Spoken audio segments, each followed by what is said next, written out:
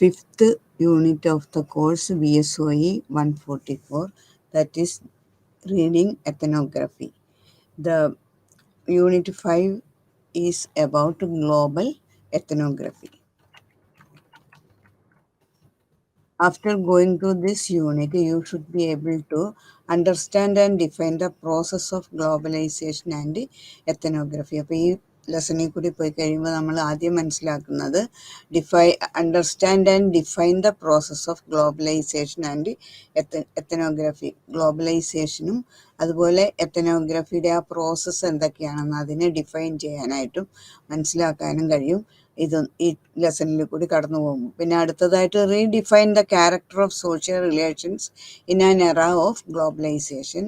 Then understand the various perspectives of globalization. ഗ്ലോബലൈസേഷൻ്റെ various perspectives, വിഭിന്ന കാഴ്ചപ്പാടുകൾ എന്തൊക്കെയാണ്? The global as forces, connections and imaginations. ഇതാണ് ഈ 3 important perspectives of globalization. That is global as forces, connections and imaginations. Then last, the issues and challenges to ethnography from globalization. ഗ്ലോബലൈസേഷനിൽ നിന്ന് എത്തനോഗ്രഫിക്കുള്ള വെല്ലുവിളികൾ എന്തൊക്കെയാണ്? Discuss the issues and challenges to ethnography from globalization. ഇനി ഇൻട്രൊഡക്ഷനിലേക്ക് കടക്കാം. Globalization has strongly explored the sociological agenda in recent decades. It continues to be an increasing important issue for contemporary anthropology and sociology. അപ്പോൾ ഈ globalisation of എത്തനോളജി എന്നുള്ളത് ഇപ്പോൾ contemporary anthropology അതുപോലെ സോഷ്യോളജിയിലൊക്കെ ഒരു പ്രത്യേക ഇമ്പോർട്ടൻ്റ് ഇഷ്യൂ ആണത്. In this chapter, we shall examine the changes brought about the process of globalization. അപ്പോൾ ഈ ഗ്ലോബലൈസേഷൻ, ഈ എത്തനോഗ്രഫിയിലുള്ള ഗ്ലോബലൈസേഷൻ, ആ പ്രോസസ്സിൽ കൂടി ഉണ്ടായ ചേഞ്ചസ് എന്തൊക്കെയാണ്? Which eventually impacted the site relations of people and ethnographic research. Ethnographic റിസർച്ചിൻ്റെ സൈറ്റ് റിലേഷൻസ് ഓഫ് പീപ്പിൾ. അപ്പോൾ ആ വക കാര്യങ്ങളിലൊക്കെ ഉണ്ടായ വ്യത്യാസങ്ങൾ എന്തൊക്കെയാണ്? ഇതെല്ലാം നമ്മളിവിടെ മനസ്സിലാക്കുക. We shall also discuss the various alternative approaches to global ethnography. അപ്പം ഗ്ലോബൽ എത്തനോഗ്രഫിക്ക് ഉള്ള മറ്റ് വിഭിന്നങ്ങളായിട്ടുള്ള ഓൾട്ടർനേറ്റീവ് അപ്രോച്ചസ് എന്തൊക്കെയാണ്? അതും ഈ ചാപ്റ്ററിൽ വരുന്നുണ്ട്. അപ്പോൾ first, understanding globalization and ethnography. അപ്പോൾ ഈ ലെസൺ വളരെ ഇമ്പോർട്ടൻ്റ് ആണ്. എല്ലാ ഭാഗത്തു നിന്നും സാധാരണ പരീക്ഷയ്ക്ക് ക്വസ്റ്റ്യൻസ് ചോദിക്കുന്ന ഒരു ലെസനാണിത്. അപ്പോൾ ശ്രദ്ധിച്ച് പഠിക്കുക. ആദ്യം ഗ്ലോബലൈസേഷൻ എന്താണെന്ന് നോക്കുക. Globalization is a transplanetary process or set of processes involving increasing liquidity and the growing multi-directional flows of people, objects, places and information, as well as the structure they encounter and create that the barriers to expedite those flows. അപ്പോൾ ഈ globalization എന്ന് പറഞ്ഞാൽ it is a transplanetary process or set of processes involving increasing liquidity and the growing multi-directional flows of people. അപ്പം നേരത്തെയൊക്കെ നമ്മൾ ethnography കണ്ടിരുന്നത്, എത്തനോഗ്രഫിയിൽ ചെയ്തിരുന്നത് ഏതെങ്കിലും ഒരു ചെറിയ പ്ലേസ് എടുത്തിട്ട് അവിടെയുള്ള ആളുകളെ വ്യക്തമായിട്ട് പഠിച്ചിട്ട് ആ ഫീൽഡിൽ പോയി അവിടെ നിന്നിട്ട് കാര്യങ്ങൾ കണ്ട് മനസ്സിലാക്കി മുന്നോട്ട് പോകുന്ന ഒരു മെത്തേഡായിരുന്നു ഇതുവരെ ഉണ്ടായിരുന്നത്. എന്നാൽ ഗ്ലോബലൈസേഷൻ ഇതിലേക്ക് വന്നു കഴിഞ്ഞപ്പോൾ അത് multi directional flows of people, അവിടെ വിഭിന്നങ്ങളായിട്ടുള്ള ഡയറക്ഷനിൽ കൂടി ഒഴുകുന്ന ആളുകളെ നമുക്ക് കാണാം. ഒബ്ജക്ട്സ് ഉണ്ട്, അതുപോലെ പ്ലേസസ് ഉണ്ട്. പല പ്ലേസസും ഇവിടെ പ്രതിപാദിക്കേണ്ടതായിട്ട് വരും. And information as well as the structure they encounter and create that are barriers to or expedite those flows. A term that is closely related to globalization is. അപ്പം ഗ്ലോബലൈസേഷനുമായിട്ട് ഏറ്റവും ബന്ധപ്പെട്ട 2 ടേംസ് ആണ് transnationalism and transnationality. അപ്പം ഗ്ലോബലൈസേഷനായിട്ട് ഏറ്റവും അടുത്ത 2 പദങ്ങളാണ് transnationalism and transnationality. ഇനി ഇത് രണ്ടും എന്തൊക്കെയാണെന്ന് നോക്കാം. First, transnationalism. Transnationalism is the process that interconnect individuals and social groups across specific geopolitical borders. അപ്പോൾ ട്രാൻസ്നാഷണലിസം എന്ന് പറഞ്ഞാൽ ഇതര ദേശീയത്വം, അതായത് നമ്മുടേത് സ്വന്തം അല്ലാതെ സ്വന്തം രാജ്യത്തിന് പുറത്തുള്ള രാജ്യങ്ങളുമായിട്ടുള്ള ആ ബന്ധമായിട്ട് സ്ഥാപിക്കപ്പെടുന്ന ആ നാഷണലിസം, അതായത് ഇതര ദേശീയത്വം, ഇതര രാജ്യ ദേശീയത്വം എന്ന് പറയാൻ വേണമെങ്കിൽ transnationalism is the process that interconnect individuals and social groups across specific geopolitical orders. ഇനി അടുത്ത ടൈമാണ് ട്രാൻസ്നാഷണാലിറ്റി. ഇനി നാഷണലിസത്തിൽ തന്നെ ഉണ്ടാകുന്ന ഒന്നാണ് ട്രാൻസ് നാഷണാലിറ്റി എന്ന് പറയുന്നത്.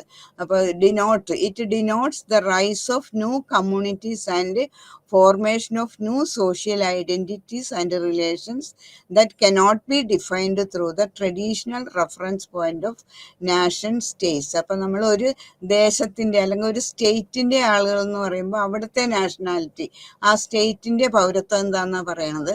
എന്നാൽ ട്രാൻസ് നാഷണാലിറ്റി എന്ന് പറഞ്ഞാൽ നമ്മളുടെ ദേശവും കഴിഞ്ഞ് പുറത്തുള്ള ദേശങ്ങളും കൂടിയായിട്ട് ബന്ധപ്പെട്ടിട്ടുള്ള ഒരു നാഷണാലിറ്റി, അതാണ് ട്രാൻസ് നാഷണാലിറ്റി എന്ന് പറഞ്ഞാൽ. It denotes the rise of new communities and formation of new social identities. അപ്പോൾ ഇവിടെ പുതിയ കമ്മ്യൂണിറ്റികളും പുതിയ സോഷ്യൽ ഐഡന്റിറ്റീസും ഒക്കെ നമുക്ക് ലഭിക്കും. ഇങ്ങനെ മറ്റ് രാജ്യങ്ങളുമായിട്ട് ബന്ധപ്പെട്ട് കഴിയുമ്പോൾ അവനവൻ്റെ രാജ്യത്തിൽ മാത്രം ഒതുങ്ങി നിൽക്കാതെ മറ്റ് രാജ്യങ്ങളിലെ കൂടി ഒരു പൗരനായിട്ട് മാറുന്ന രീതിയാണ് ഈ ട്രാൻസ് നാഷണാലിറ്റി എന്ന് പറഞ്ഞാൽ. The rise of new communities and formation of new social identities and relations that cannot be defined through the traditional difference point of nation states. ഇനി ദ 3 ആക്സസ് ഓഫ് ഗ്ലോബലൈസേഷൻ.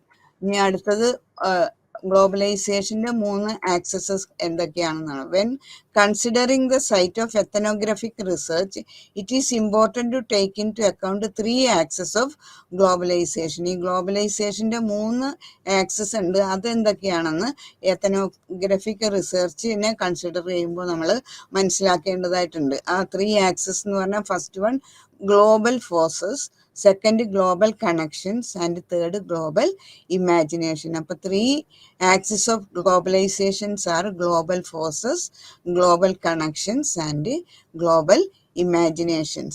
ഇനി ഇത് ഓരോന്നും എന്തൊക്കെയാണെന്ന് നോക്കുക.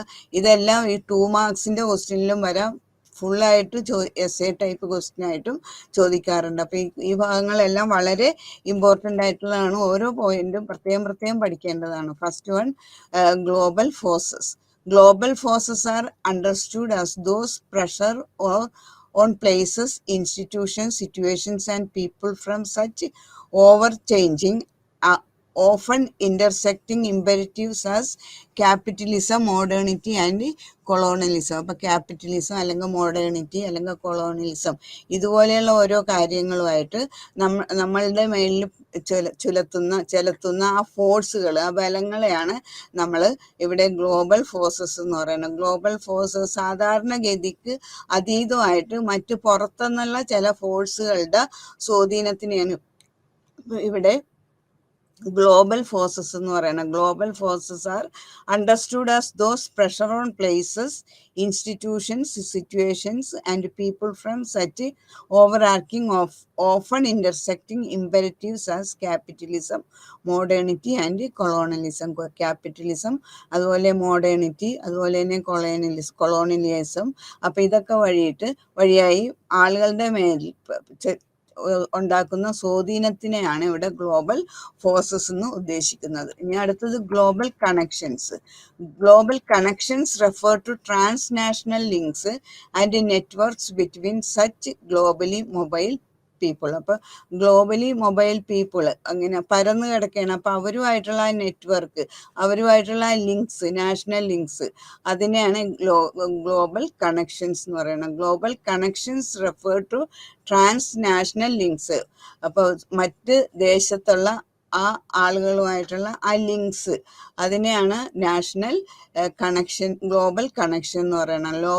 Global connections refer to transnational links and networks between such globally mobile people.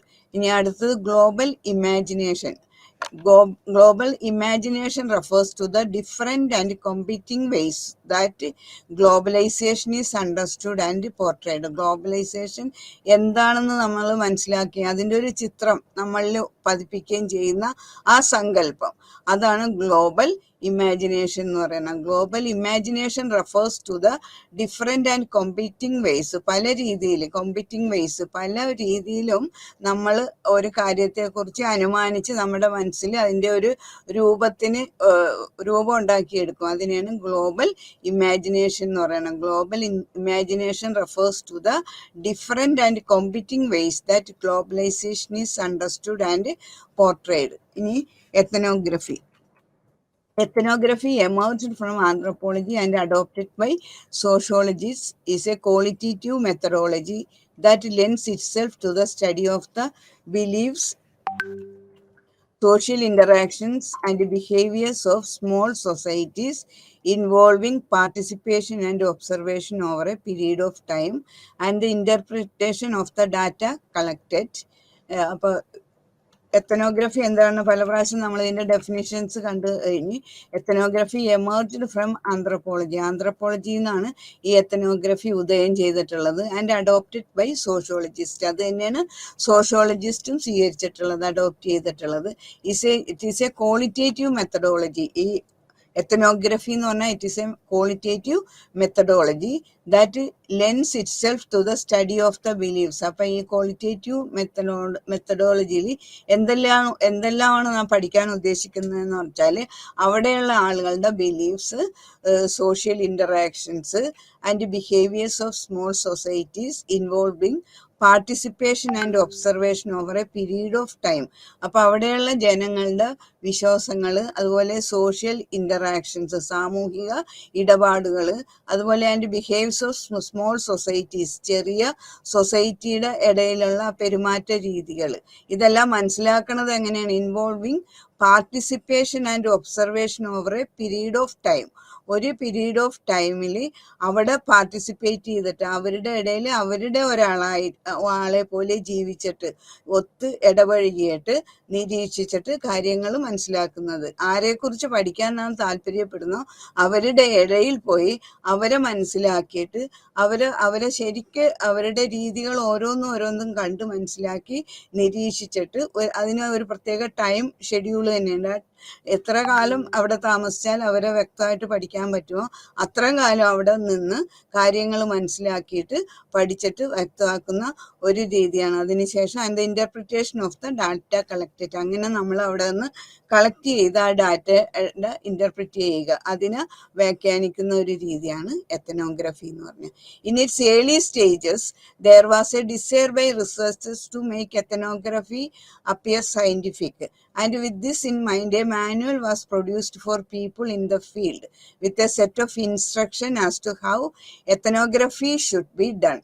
അപ്പൊ ആദ്യ കാലഘട്ടങ്ങളിലൊക്കെ there was a desire by researchers, ഗവേഷകർക്ക് ഒരു ചിന്തയുണ്ടായിരുന്നു, ഒരു തീരുമാനം ഉണ്ടായിരുന്നു, to make ethnography appear scientific. Ethnography scientific ആയിരിക്കണം, ശാസ്ത്രീയമായിട്ടുള്ള രീതിയിലായിരിക്കണം അത് ഉണ്ടാക്കേണ്ടതെന്നും നിർമ്മിക്കേണ്ടതെന്നുള്ള ഒരു ധാരണ എപ്പോഴും റിസർച്ചേഴ്സിൻ്റെ ഉള്ളിലുണ്ടായിരുന്നു. And with this in mind, അപ്പം ഈ ചിന്താഗതിയോടുകൂടി a manual was produced for people in the field. അപ്പോൾ ആ ഫീൽഡിൽ വർക്ക് ചെയ്യുന്ന ആളുകൾക്ക് ഒരു കൈത്താങ് പോലെ ഒരു മാനുവൽ, അവർക്ക് അത് റെഫർ ചെയ്യാൻ ഏതൊക്കെ രീതിയിൽ കൂടി എന്തൊക്കെ ചെയ്യണമെന്നുള്ള ഇൻസ്ട്രക്ഷൻസ് അടങ്ങിയ ഒരു ചെറിയ ലഘുരേഖ അവർക്ക് കൊടുക്കാറുണ്ടായിരുന്നു. With a set of instruction as to how ethnography should be done. Ethnography എങ്ങനെയാണ് ചെയ്യേണ്ടതെന്നുള്ള അതിൻ്റെ ഇൻസ്ട്രക്ഷൻസ് അടങ്ങിയ ഒരു ചെറിയ പുസ്തകം അവർക്ക് നൽകാറുണ്ടായിരുന്നു. The goal of ethnography argued Naidu.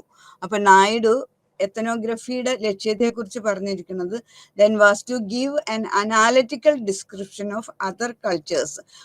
മറ്റ് സംസ്കാരങ്ങളെക്കുറിച്ച്, മറ്റ് കൾച്ചേഴ്സിനെ കുറിച്ചാണല്ലോ നമ്മൾ പഠിക്കുന്നത്. അപ്പോൾ ആ പഠിക്കുന്ന കാര്യങ്ങളെക്കുറിച്ച് വളരെ അനാലിറ്റിക്കൽ ഡിസ്ക്രിപ്ഷൻ നൽകണം.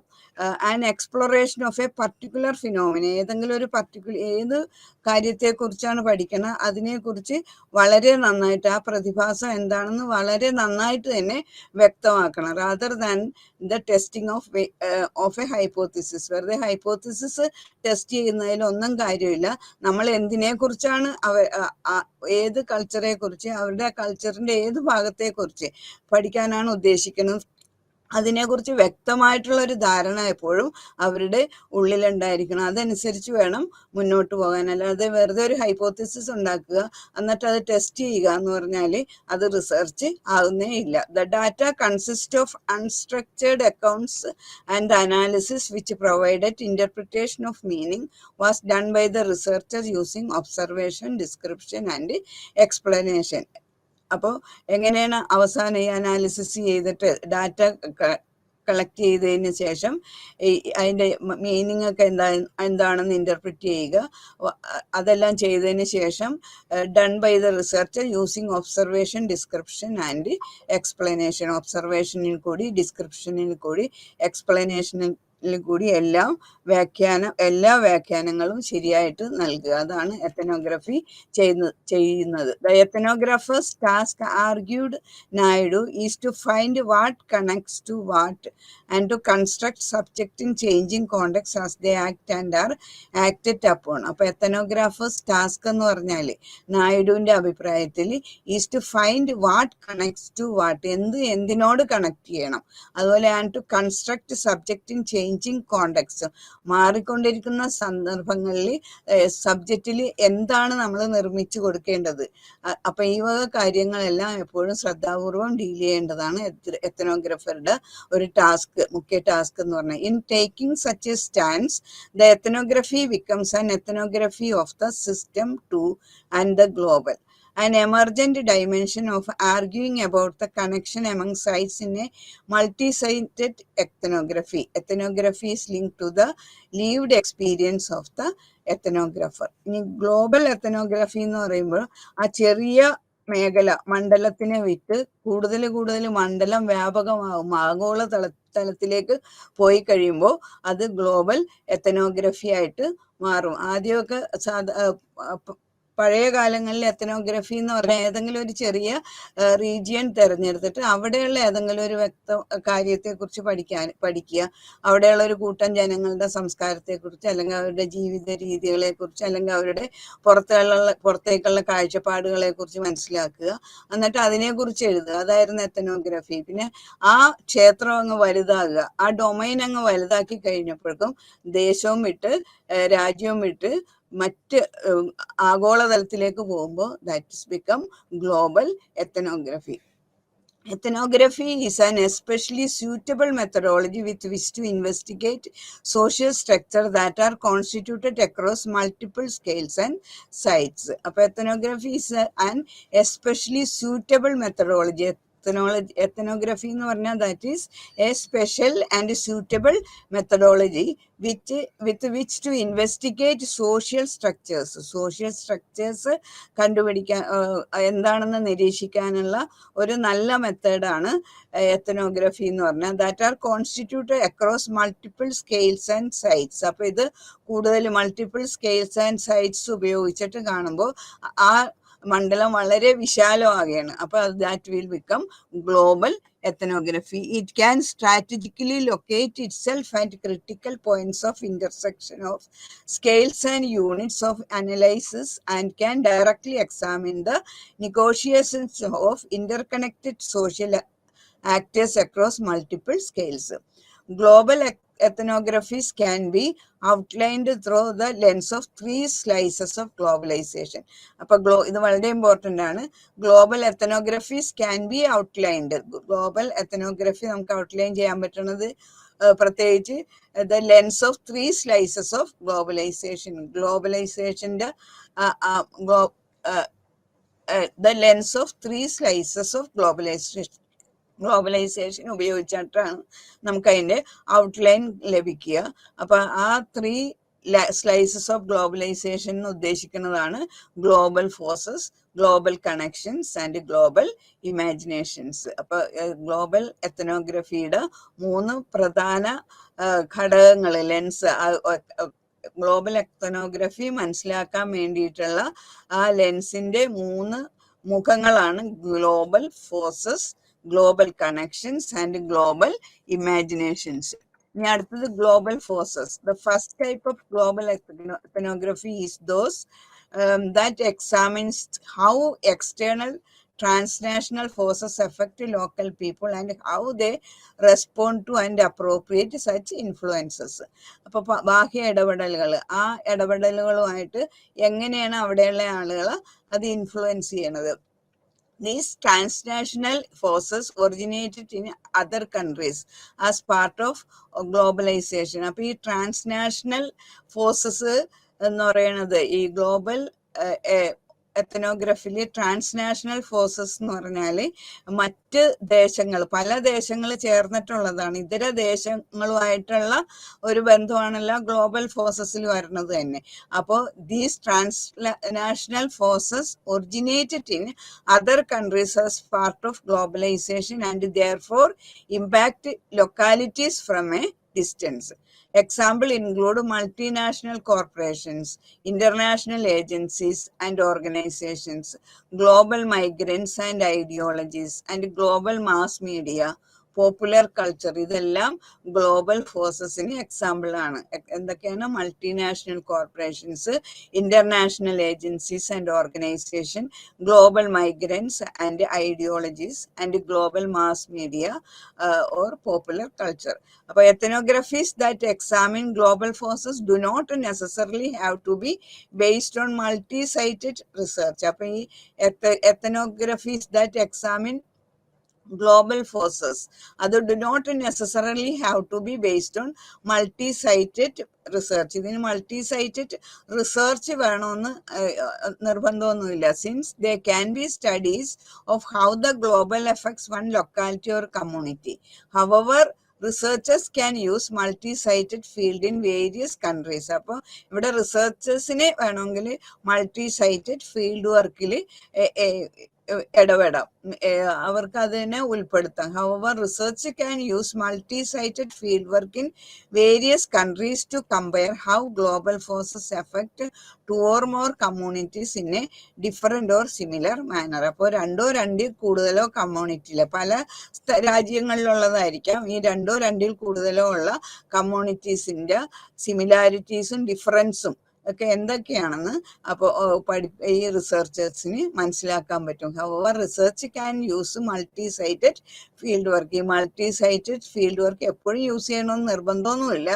ഇനി അങ്ങനെയാണ് റിസർച്ചേഴ്സ് അത് യൂസ് ചെയ്യണമെങ്കിൽ they can use multi sited field work in various countries to compare how global forces affect 2 or more communities in a different or similar manner. In studies of global forces, the social actors and places being studied are caught up in a place-making project constituted well beyond their influence that can hardly be shaped by them, although they may develop complex forms of adaptation, avoidance, and survival. Global ethnographies at their best reveal not just the impact of an impersonal forces, but also how localities are made penetrable by forces, how localities assimilate these forces into their own socioscapes, and how forces are resisted, accommodated to, and fled from. We include under forces what Burrow calls imagination, that is local social movements that use aspects of globalization or react against it. ഇനി അടുത്തത് global transnational connections. അപ്പോൾ global force കഴിഞ്ഞാൽ പിന്നെ അടുത്തതാണ് global connections അല്ലെങ്കിൽ transnational collections. The global forces perspectives trends to regard the global and local as dichotomies and separate entities that impact each other depending on whether they are constituted in relation of opposition, accommodation, and appropriation. Instead, other approaches globalization at the local level as a matrix of transnational interconnections and networks within which local actors and institutions are embedded. Such transnational connections are not simply between two countries. അപ്പം ഈ രണ്ട് വിഭിന്ന രാജ്യങ്ങൾ തമ്മിലുള്ള ആ connection എന്ന് പറയുന്നത് transnational connections are not simply between two countries. അത് വെറുതെ രണ്ട് കൺട്രീസ് തമ്മിലുള്ള കണക്ഷൻ മാത്രമല്ല, but can involve people living in multiple countries. അപ്പൊ പല രാജ്യത്തെ ആളുകൾ ഈ ഓരോ നാഷനിലും ജീവിക്കുന്നുണ്ട്. അപ്പൊ അവര് തമ്മിലുള്ള കണക്ഷൻ വെറുതെ രാജ്യങ്ങൾ തമ്മിലുള്ള ഒരു കണക്ഷൻ അല്ല, അവിടെ ജീവിക്കുന്ന ജനങ്ങൾ തമ്മിലുള്ള ഒരു കണക്ഷനും കൂടിയാണ് ഇതിനകത്ത് വരുന്നത്. These cross border networks are therefore not unidirectional but can fan out and circulate in multiple directions and enable local communities scattered across the globe to influence each other over considerable geographical distance. They are created and reproduced by people and commodities moving across national borders as well as by territorialized social interactions made possible through telecommunication and the internet. അപ്പൊ ഇവിടെ ഈ പരന്നു കിടക്കുന്ന പല ദേശങ്ങളിലായിട്ട് പരന്നു കിടക്കുന്ന ആളുകളും അതുപോലെ അവിടെയുള്ള എന്തിനെ കുറിച്ചാണ് പഠിക്കാൻ ഉദ്ദേശിക്കുന്ന ആ കാര്യങ്ങൾ എന്നൊക്കെ പറഞ്ഞാൽ അവരുമായിട്ടുള്ള ഇന്ററാക്ഷൻസിന് സോഷ്യൽ ഇന്ററാക്ഷൻസിന് ഏറ്റവും ഹെൽപ്ഫുൾ ആണ് ഇപ്പോൾ telecommunication and the internet.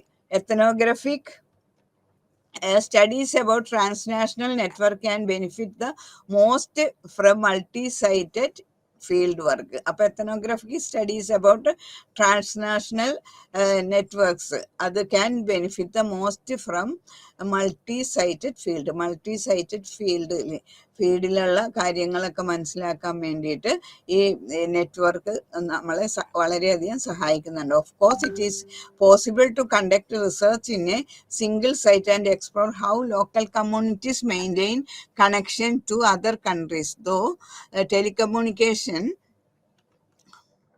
the internet and mass media as well as through the circulation of people and commodities across national borders. അപ്പോൾ നാഷണൽ ബോർഡേഴ്സിലുള്ള പീപ്പിൾസും കമ്മോഡിറ്റീസും ഒക്കെ ആയിട്ട് ബന്ധപ്പെടാനായിട്ട് ഇന്റർനെറ്റ്, മാസ് മീഡിയ, ടെലികമ്മ്യൂണിക്കേഷൻസ് ഒക്കെ വളരെ അധികം ജനങ്ങളെ സഹായിക്കുന്നുണ്ട്. If a social network extends across two countries it should ideally be studied from both ends which requires field in both sides. അപ്പോൾ രണ്ട് സൈഡ്സിലെ കുറിച്ച് മനസ്സിലാക്കുകയാണെങ്കിൽ ആ രണ്ട് സൈറ്റിൽ ഏതൊക്കെ ഫീൽഡുകളാണ് ഉദ്ദേശിക്കുന്നത് ആ ഫീൽഡിനെ കുറിച്ച് വ്യക്തമായിട്ടുള്ള ഒരു ധാരണ ഈ മീഡിയങ്ങളിൽ കൂടി ഇന്റർനെറ്റ് അല്ലെങ്കിൽ കമ്മ്യൂണിക്കേഷൻ അല്ലെങ്കിൽ മാസ് മീഡിയയിൽ കൂടിയൊക്കെ ആളുകൾക്ക് ലഭ്യമാണ്. For transnational networks that extends across more than two countries, fieldwork in multiple sites may be necessary for a comprehensive global ethnography.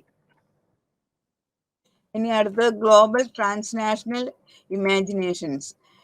In studies of global imaginations, the local actively participates in public discourse about what globalization might look like. The construction of a tribal vision has tangibly implications for the outcome of a conflict.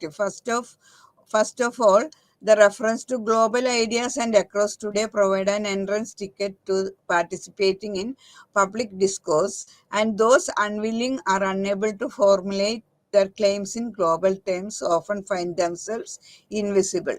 But second, when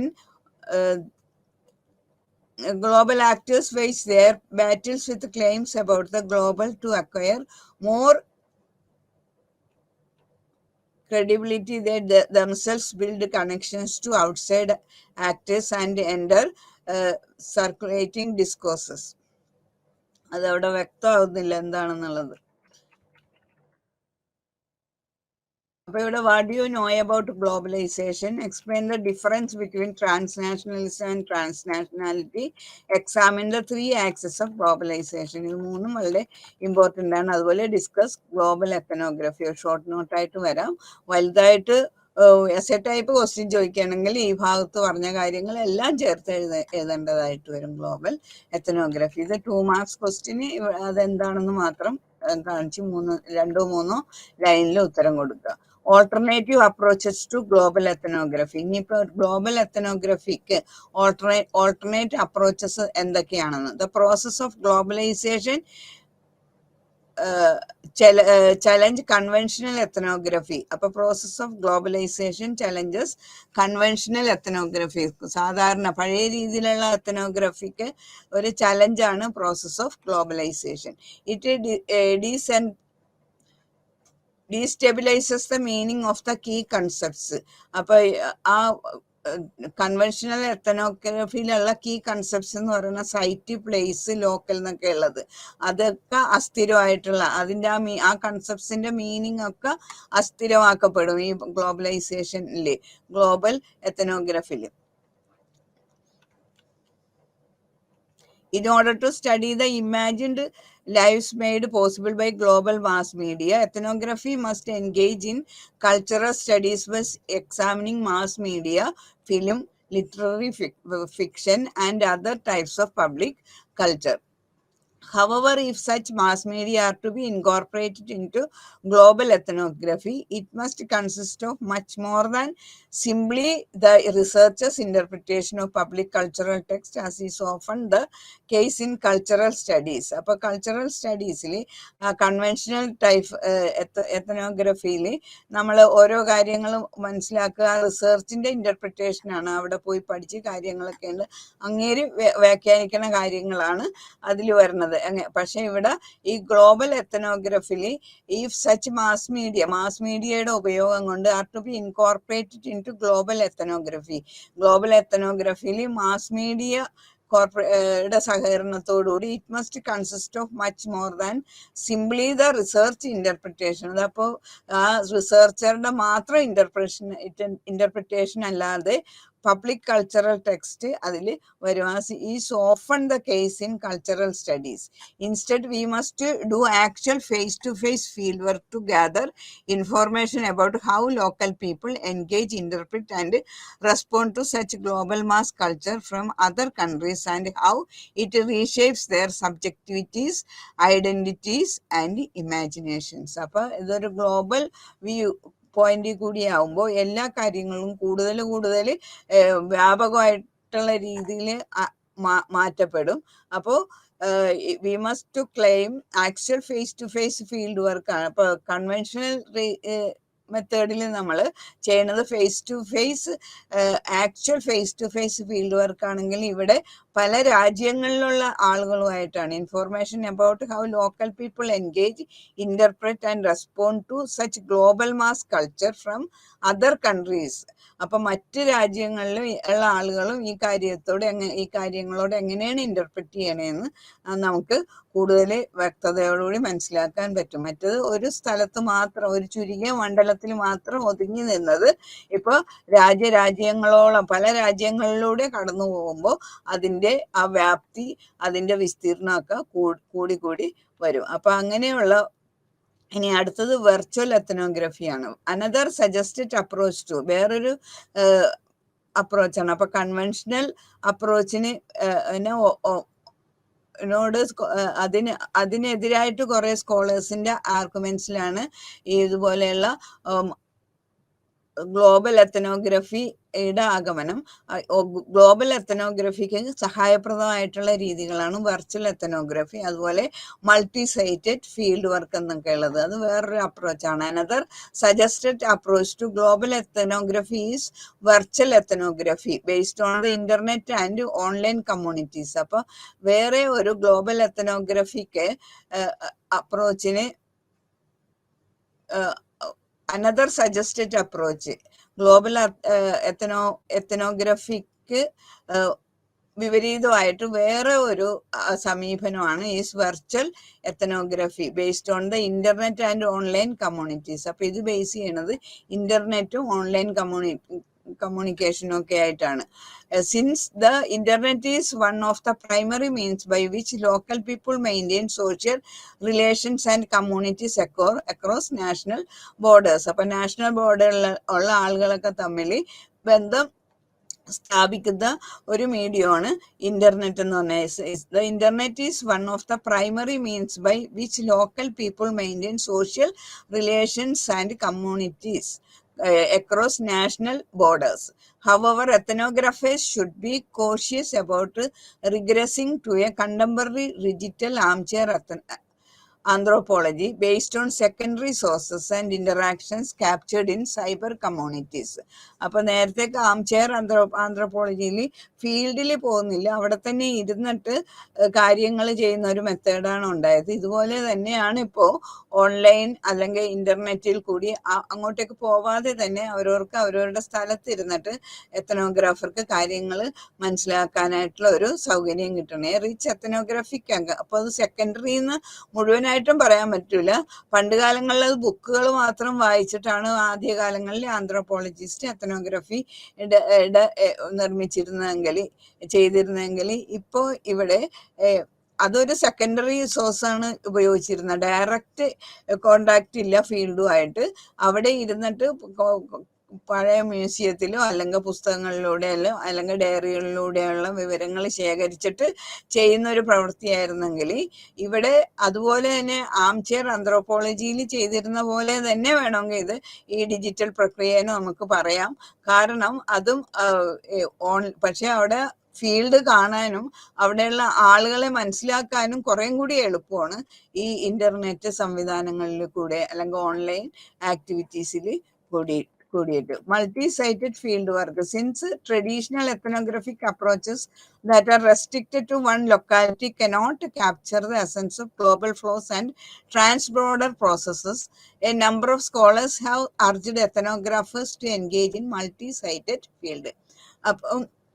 traditional ethnographic approaches, ആ സമീപനത്തിൽ ഒരാൾക്ക് ഒരു ലൊക്കാലിറ്റിയിൽ കുറച്ച് ആളുകളായിട്ട് കുറച്ച് സ്ഥലങ്ങളായിട്ട് ബന്ധപ്പെടാനേ സാധിച്ചിരുന്നുള്ളെങ്കിൽ traditional ethnographic approaches that are restricted to one locality, ഏതെങ്കിലും ഒരു locality cannot capture the essence of global flows and transborder process. അവിടെ ഗ്ലോബൽ ഫ്ലോസോ ട്രാൻസ്ബോർഡർ പ്രോസസ്സസ് ഒന്നും നടക്കണില്ല. അവിടെയുള്ള ആളുകളെ മാത്രമേ നമുക്ക് ഡീൽ ചെയ്യാൻ പറ്റുള്ളൂ.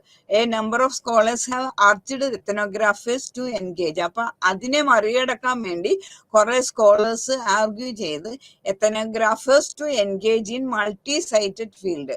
അപ്പൊ അവിടെ മൾട്ടി സൈറ്റഡ് ഫീൽഡ് വർക്കിൽ എൻഗേജ് ചെയ്യണം. അപ്പൊ പല സൈറ്റിലുള്ള കാര്യങ്ങൾ മനസ്സിലാക്കാനായിട്ട് എത്തനോഗ്രാഫേഴ്സിന് കഴിയുമെന്ന് പല സ്കോളേഴ്സും ആർഗ്യൂ ചെയ്തു. There are 3 reasons for global ethnographers to conduct multi-sited field work. ഇത് ഇമ്പോർട്ടൻ്റ് ആയിട്ടുള്ള പോയിന്റ് ആണ്. There are 3 reasons for global ethnographers to conduct multi-sited field work.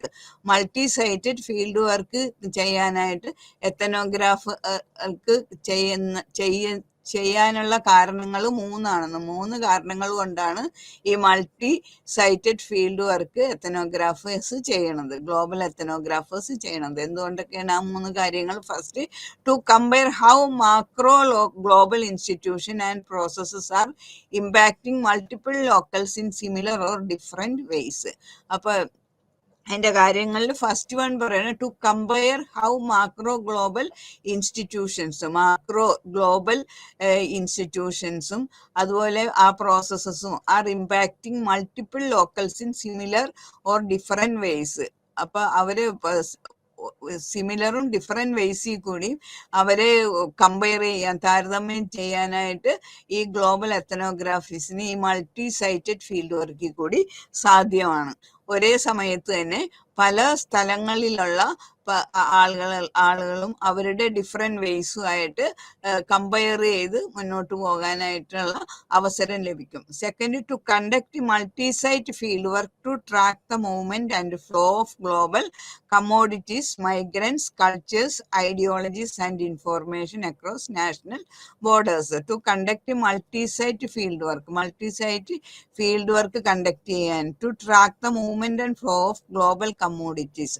അപ്പോൾ ഗ്ലോബൽ കമ്മോഡിറ്റീസിൻ്റെ, മൈഗ്രൻസിൻ്റെ, കൾച്ചേഴ്സിൻ്റെ, ഐഡിയോളജീസ്, അതുപോലെ ഇൻഫോർമേഷൻ അക്രോസ് നാഷണൽ ബോർഡേഴ്സ്, ഇതെല്ലാം മനസ്സിലാക്കാൻ വേണ്ടിയിട്ട് ഈ മൾട്ടി സൈറ്റ് ഫീൽഡ് വർക്ക് ഹെൽപ്ഫുള്ളാണ്. To conduct multi site field work to track the movement and flow of global commodities, മൂവ്മെൻറ്റും ഫ്ലോയും ഗ്ലോബൽ കമ്മോഡിറ്റീസിൻ്റെ, മൈഗ്രൻസിൻ്റെ, കൾച്ചേഴ്സിൻ്റെ, ഐഡിയോളജീസിൻ്റെ and information across national borders. ഇനി തേർഡ് റീസൺ എന്ന് പറഞ്ഞാൽ to direct study the increasing transnational connections between different places and communities. It help to directly study the increasing transnational connections between different places and communities. ഇനി multi sited ethnography as a research method for globalization. ഇനി research method for സോഷ്യലൈസേഷന് multi sited ethnography, അത് ഇതിൻ്റെ ഒരു മെത്തേഡായി മാറിയത് എങ്ങനെയാണ്? Multi sited ethnography as a research method for globalization. ഗ്ലോബലൈസേഷന് വേണ്ട ഒരു നല്ല ഗവേഷണ രീതി, മെത്തേഡാണ്, റിസർച്ച് മെത്തേഡാണ് multi sited ethnography. Some scholars argued that the emergence of multi-sited ethnography as alternative to the conventional ethnography. Conventional ethnography, പഴയ രീതിയിലുള്ള എത്തനോഗ്രഫിക്ക് ഒരു ഓൾട്ടർനേറ്റീവ് ആണ് ഒരു റിസർച്ച് മെത്തേഡാണ് ഗ്ലോബൽ മൾട്ടി സൈറ്റഡ് എത്തനോഗ്രഫി എന്നും കുറേ സ്കോളേഴ്സ് ആർഗ്യൂ ചെയ്തു. For the understanding the interconnectedness in the globalized world. Globalized വേൾഡിൽ ആളുകളെ മനസ്സിലാക്കാനും അവർ തമ്മിലുള്ള ഇന്റർ കണക്ഷനും ഒക്കെ ഈ multi sited ethnography is very grateful ആണെന്ന് കുറേ സ്കോളേഴ്സ് ആർഗ്യൂ ചെയ്ത്. The globalization process destabilizes the meaning of the key concepts of place, local, site എന്നൊക്കെയുള്ള കീ കൺസെപ്റ്റ്സ് ആണ് പഴയ നമ്മുടെ എത്തനോഗ്രഫിയിലുള്ളത്.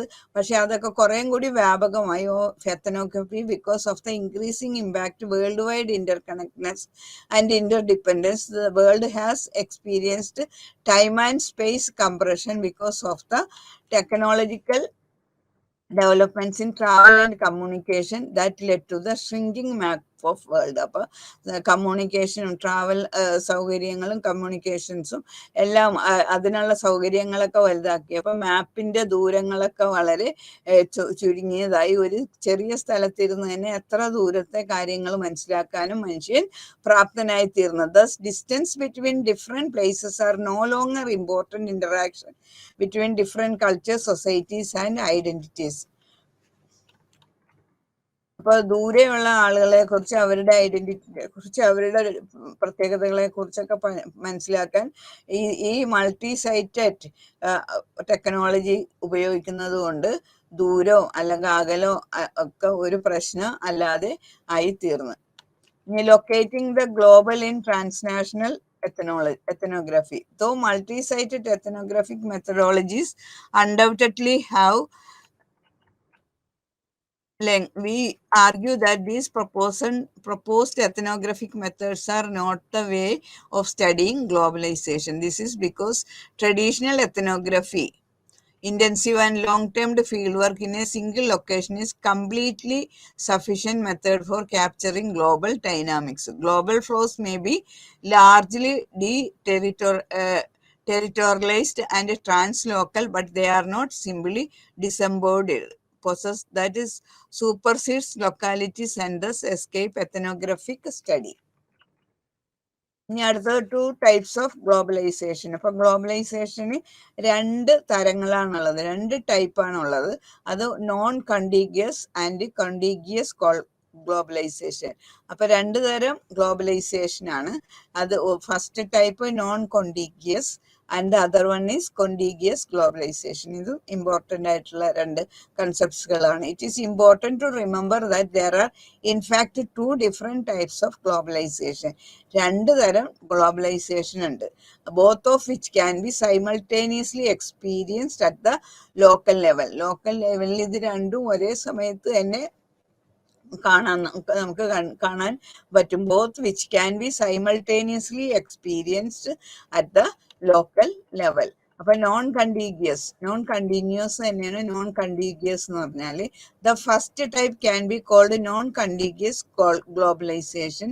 The flow of information and images across national boundaries in which the globalizing agent influences local societies over a geographical distance without being physically present. അപ്പോൾ the first type, അതായത് non contiguous എന്ന് പറഞ്ഞാൽ എന്താണ്? Non contiguous globalization എന്ന് പറഞ്ഞാൽ the flow of information and images, ഇൻഫോർമേഷൻ്റെയും അതുപോലെ ഇമേജസിൻ്റെ ഒക്കെ ആ ഫ്ലോ അക്രോസ് നാഷണൽ ബൗണ്ടറീസും ദേശീയ അതിർത്തികളെയും കടന്നു പോകുന്ന ആ ഇൻഫോർമേഷനും അതുപോലെ ഇമേജസും ഒക്കെ. In which the globalizing agent influences local societies over a geographical distance without being physically present. അപ്പൊ ഈ കടന്നു പോകുന്ന ഈ ഇമേജസ് അതുപോലെ ഇൻഫോർമേഷനൊക്കെ ആ ലോക്കൽ വ്യക്തികളെ ടച്ച് ചെയ്യുന്നില്ല, അതായത് പ്രസൻസ് ഇല്ല, അവരുടെ ആ ജീവിക്കുന്ന ഭൗതികമായിട്ട് ഫിസിക്കലായിട്ട്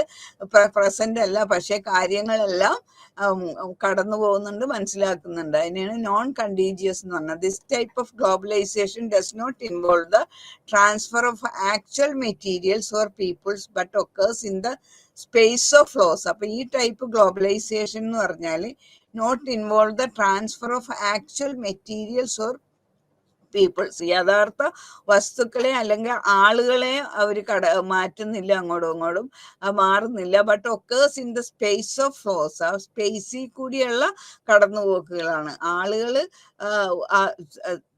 രൂപത്തോടെ അങ്ങോട്ടും ഇങ്ങോട്ടും ഫിസിക്കലി അങ്ങോട്ടും ഇങ്ങോട്ടും മാറുക അല്ലെങ്കിൽ അതും നമുക്ക് കാണാൻ പറ്റുന്നില്ല, പക്ഷെ കാര്യങ്ങളെല്ലാം എല്ലാ അറിവുകളും കടന്നു പോകുന്നുണ്ട്. ഇപ്പൊ ഇന്റർനെറ്റിൽ കൂടിയായാലും എങ്ങനെയായാലും, അപ്പോൾ മാസ് മീഡിയ കൂടി അപ്പോൾ എങ്ങനെയെങ്കിലും ഒക്കെ. But occurs in the space of flows, the non contiguous virtual space of telecommunication networks. അപ്പൊ ഇതൊക്കെ ഇങ്ങനെ കടന്നു പോകുന്നത് ദ നോൺ കോണ്ടിഗ്യസ് ആണ്. Virtual space of telecommunication networks, the internet and other type of digital media make the exchange and transmission of information and images possible over a long distance. വളരെ വളരെ അകലത്തിലേക്ക് ഓരോ ഇമേജസും ഇൻഫോർമേഷനും ഒക്കെ കടത്തി വിടുന്നുണ്ട്. പക്ഷെ അത് കൊണ്ടുപോകണ്ട, ഭൗതികമായിട്ട് കൊണ്ടുപോകാണ്ട് തന്നെ അത് ഇൻഫോർമേഷനും അതുപോലെ ഇമേജസും ഒക്കെ എളുപ്പത്തിൽ കടന്നു പോവുകയാണ്.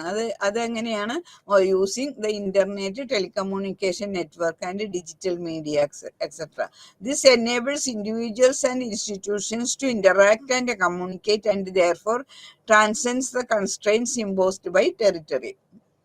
അപ്പൊ ഇതുകൊണ്ട് ഓരോ ടെറിട്ടറിയും കടന്ന് കമ്മ്യൂണിക്കേഷൻസ് പോകാനും അവിടെയുള്ള ഇൻസ്റ്റിറ്റ്യൂഷൻസും ആളുകളും ഒക്കെ ആയിട്ട് ഇന്ററാക്ട് ചെയ്യാനും ഒക്കെയുള്ള എളുപ്പ വഴിയാണ്. അങ്ങോട്ട് ചെന്ന് കാര്യങ്ങൾ ചെയ്യേണ്ട, എവിടെയാണ് ഇരിക്കണം അവിടെ ഇരുന്ന് തന്നെ കാര്യങ്ങൾ മനസ്സിലാക്കാനും എല്ലാ വസ്തുകൂടി കടന്നു പോകാനും, അതായത് സ്പേസ് ഓഫ് ഫ്ലോസ് ആണ് അവിടെ നടക്കുന്നത്. അപ്പൊ അങ്ങനെയുള്ള ആ ഗ്ലോബലൈസേഷനെയാണ് നോൺ കണ്ടിഗ്യസ് ഗ്ലോബലൈസേഷൻ എന്ന് പറയുന്നത്. ഇനി കണ്ടിന്യൂസ് ഗ്ലോബലൈസേഷൻ, ഇനി അതെന്താന്ന് നോക്കിക്കേ. There is another type of globalization that is contiguous and involves the actual physical movement of people. യഥാർത്ഥ നീക്കം, ഫിസിക്കൽ മൂവ്മെന്റ് ഓഫ് പീപ്പിൾസ്, അവിടെ ആളുകളും സ്ഥാനങ്ങളും സാധനങ്ങളും ഒക്കെ പ്രത്യക്ഷമാണ്. അവര് ആക്ച്വൽ ഫിസിക്കൽ മൂവ്മെന്റ് അവിടെ നടക്കുന്നുണ്ട്. ദർ ഈസ് അങ്ങനെ പോകുന്ന കാര്യങ്ങളെയാണ് കണ്ടിഗ്യസ് globalization. There is another type of globalization that is contiguous and involves the actual physical movement of people, goods and capital across national borders. National borders കഴിഞ്ഞ് അങ്ങനെ ദേശീയ അതിർത്തികളെയും കടന്ന് വേറൊരു ദേശത്തേക്ക് കാര്യം ആളുകൾ തന്നെ മൂവ് ചെയ്യുക, സാധനങ്ങൾ തന്നെ മൂവ് ചെയ്യുക, വസ്തുതകൾ തന്നെ മൂവ് ചെയ്യുക, ഐഡിയാസ് അല്ല ഇവിടെ ഭൗതികമായിട്ട് ഫിസിക്കലി മൂവ്മെന്റ് നടക്കുന്നുണ്ട്. അപ്പൊ അങ്ങനെയുള്ളതിനാണ് അനദർ ടൈപ്പ് ഓഫ് ഗ്ലോബലൈസേഷൻ, അതായത് കണ്ടിഗ്യസ് ടൈപ്സ് ഓഫ് മോബിലൈസേഷൻ എന്ന് പറയുന്നത്. It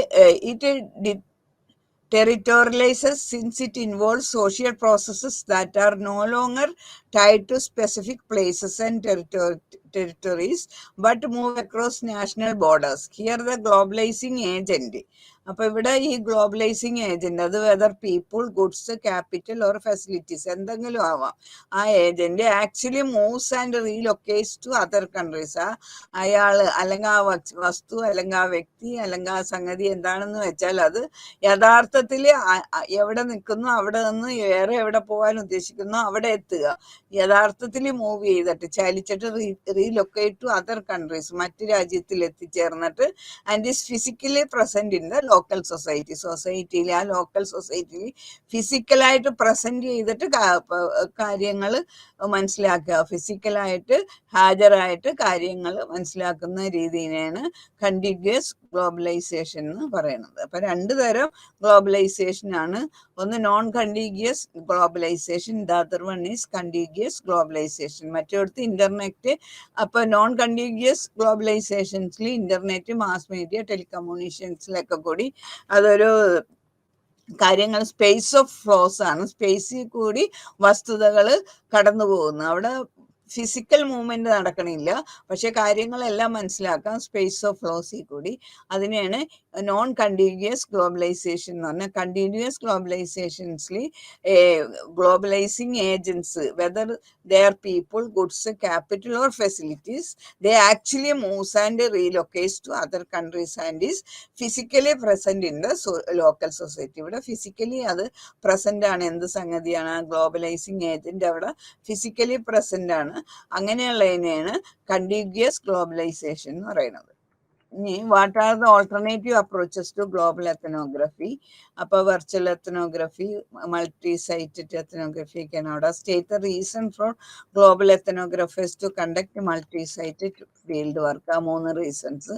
then discuss the 2 types of globalization, അതായത് നോൺ കണ്ടിന്യൂസ് ഗ്ലോബലൈസേഷൻ എന്താണ്, അതുപോലെ നോൺ കണ്ടിന്യൂസ് ഗ്ലോബലൈസേഷൻ, അതുപോലെ കണ്ടിന്യൂസ് ഗ്ലോബലൈസേഷൻ എന്താണെന്ന് പറയുക. ഇനി reimagining the social in global ethnography. അപ്പൊ ഗ്ലോബൽ എത്തനോഗ്രഫിയിൽ നമ്മൾ സോഷ്യൽ എന്ന് എന്ത് ഉദ്ദേശിക്കണം, അതിന് ഒരു റീഇമാജിനേഷൻ വരെയാണ്. പണ്ടുള്ള ധാരണയിൽ നിന്നും മാറി പുതിയൊരു സങ്കല്പത്തിലേക്ക് വരികയാണ്. അവിടെ സോഷ്യലിന് പലതരം മീനിങ് ആണ് വരുന്നത്. അതാണ് ഇതിൽ പറയണത്. അപ്പൊ അവിടെ സോഷ്യൽ ആസ് ഫ്ലോർ നെറ്റ്വർക്ക് ആയിട്ട് പറയുന്നുണ്ട്. പിന്നെ അടുത്തത് സോഷ്യൽ ആസ് ട്രാൻസ്നാഷണൽ ആവുന്നുണ്ട്. പിന്നെ സോഷ്യൽ ആസ് ബോർഡർ സോൺ ആവുന്നുണ്ട്. അതുപോലെ തന്നെ social as place making project ആയിട്ടും കാണപ്പെടുന്നുണ്ട്. അപ്പൊ ഈ കാര്യങ്ങളൊക്കെ ഒന്നും കൂടി അതിലെ കൂടി വായിച്ചു നോക്കുക, ഈസി ആയിട്ട് മനസ്സിലാവുന്ന കാര്യമാണ്. പിന്നെ issues and challenges in global ethnography, ഇതും സാധാരണ ക്വസ്റ്റ്യൻ വരുന്നതാണ്.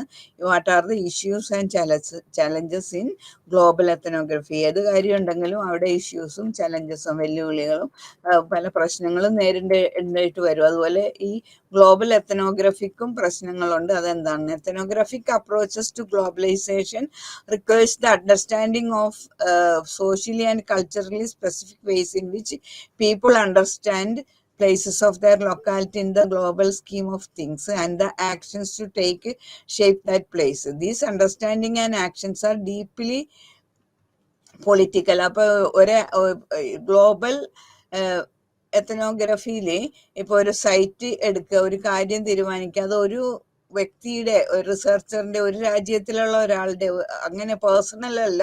അവിടെ പല ആളുകളും, പല രാജ്യങ്ങളാകുമ്പോൾ പല ആളുകളും അതിൽ ബന്ധപ്പെടുന്നുണ്ട്. അപ്പോൾ ഏത് സൈറ്റ് വേണം, അതുപോലെ ഏത് ഫീൽഡാണ് സെലക്ട് ചെയ്യേണ്ടത്, അതുപോലെ അവിടെ എന്ത് കാര്യമാണ് സെലക്ട് ചെയ്യേണ്ടത്. അപ്പൊ ഇതെല്ലാം അപ്പോൾ വ്യക്തിപരമായിട്ട് മാറുന്നില്ല, അത് പൊളിറ്റിക്കലായിട്ട് മാറുകയാണ്. അപ്പൊ അതൊക്കെ ഇതിന്റെ ഒരു വെല്ലുവിളികളാണ്. Globalization involves the contesting of the boundaries of the places and negotiations concerning which geographical scale is best suited for actions. ഇവിടെ ഏത് ജിയോഗ്രഫിക്കൽ സ്കെയിലാണ് യൂസ് ചെയ്യേണ്ടത്, അങ്ങനെ പല പ്രശ്നങ്ങൾ വരുന്നുണ്ട്. As a result the choice of site also become political. അപ്പോൾ ഇവിടെ സൈറ്റും ഒരു പൊളിറ്റിക്കൽ ഇഷ്യൂ ആയിട്ട് മാറിയാണ്. Thus the link to ethnography from globalization lies in the concept of field, the need to provide the hard data that characterize positive research. Some researchers have always questioned the concepts of homework, rural or urban community or corporation, arguing that dichotomies create boundaries that are in fact non-existent. അപ്പോൾ ഒരു ഡിക്കോട്ടമി ഇപ്പൊ പുതിയ കാര്യത്തിൽ എപ്പോഴും പറയുന്നുണ്ട്. ഇപ്പൊ ഗ്രാമം, നഗരം, rural or urban, community or corporation, അങ്ങനെ രണ്ട് കാര്യങ്ങൾ പറയും. ഈ രണ്ടിൻ്റെ അതിർത്തി വരമ്പുകൾ എവിടെയാണെന്ന് നമുക്ക് വ്യക്തമാക്കാനായിട്ട് ബുദ്ധിമുട്ടാണ്. അപ്പോൾ ഇതൊക്കെ ഈ പ്രശ്നങ്ങളിൽ വരുന്ന ചലഞ്ചസ് ആണ്. Globalization however seems to made such concept redundant since the whole notion of location have lost its meaning. അതെല്ലാം ഇതിൻ്റെ മറയിലായതുകൊണ്ട് വായിക്കാൻ ബുദ്ധിമുട്ടാണ്, നിങ്ങൾ വായിച്ചെടുക്കുക.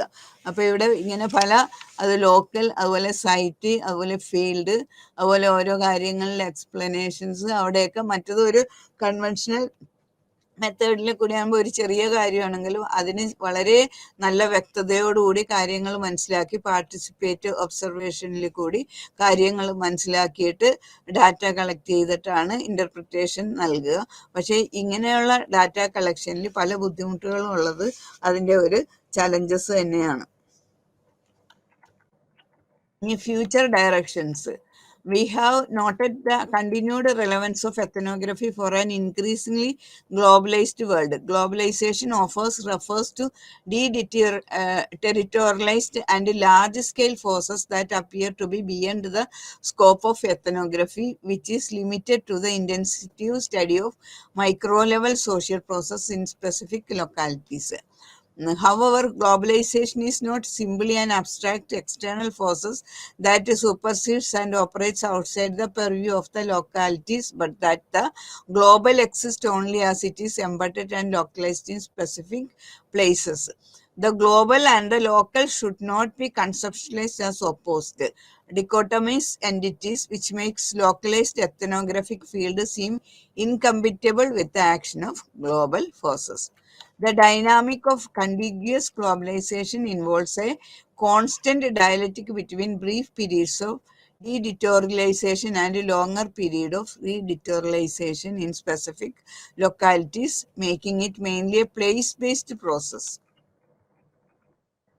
Although globalization is often associated with movement across localities, cyberspace, and mass media, ethnographers do not necessarily have to conduct multi-sited fieldwork that prioritize breadth and the expense of depth of rely on the internet or cultural studies.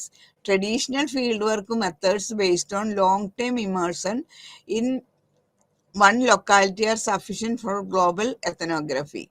But the essence of globalization can be captured by face-to-face, single-sighted studies of how individuals in a specific locality react to and appropriate global forces, how they create transnational connections to those living in other countries, or how globalization enhances their imagination, enabling them to construct transnational identities and subjectivities. ഇതൊക്കെ മുന്നോട്ട് നോക്കേണ്ട പ്രധാനപ്പെട്ട കാര്യങ്ങളാണ്. Most global ethnographies have examined what can be called globalization from below.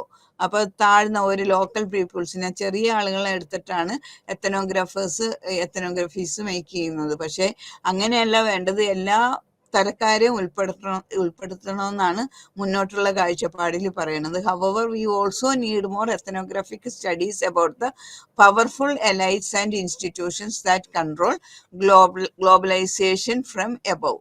ഇപ്പൊ താഴേക്കിടയിലേക്ക് മാത്രം നോക്കിയല്ല, മുകളിലേക്കുള്ള ആളുകളെ നോക്കിയിട്ട് കാര്യങ്ങൾ നടത്തണം. Instead of simply focusing on local consumers, factory workers, labour migrants or grassroots organization, ethnographers need to study up and turn their attention to government officials. അപ്പോൾ സാധാരണ factory workers, labour migrants അങ്ങനെയുള്ളതൊക്കെ നോക്കാതെ, അതുമാത്രം നോക്കാതെ അതും വേണം, അതോടൊപ്പം തന്നെ government officials and agencies that regulate globalization, managers of multinational corporation and financial institution and transnational NGOs and development organization. അങ്ങനെ മുകളിലേക്കുള്ള കാര്യങ്ങളെക്കുറിച്ചും സ്റ്റഡി നടത്തേണ്ടത് അത്യാവശ്യമാണെന്ന്, അത് വരുംകാല കാര്യങ്ങളിൽ ചെയ്യേണ്ട കാര്യമാണെന്നാണ് പറയുന്നത്. അപ്പോൾ ഇത്രയാണ് ഈ ചാപ്റ്ററിലുള്ളത്.